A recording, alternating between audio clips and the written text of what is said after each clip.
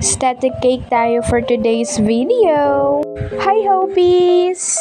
Very static lang ang atake ng cake na to kasi nga yung request ni mom is gold for the 50th birthday of her mom. So naglagay lang ako ng artificial flowers and then yung walang kamatayang lato-lato balls.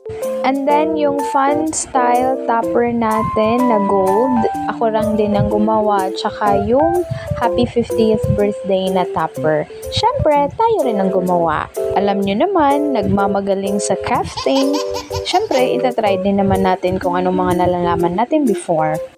At yung theme pala ng cake na to is yung binigay lang na idea ni ma'am is yung gold, anything basta may gold. So, tayo pa rin ang bahala. Sana all. So, eto na yung outcome ng tayo na ang bahala cake. So, ano sa tingin nyo, Mare? Pasado ba sa mga lasa nyo? Kasi ito, pumasa sa panlasa ni ma'am. At eto nga pala yung feedback niya. The cake was so gorgeous daw. Kinikilig ang person. Thank you po, ma'am, sa pag-order at sa pagtitiwala. Maraming salamat po. Bye!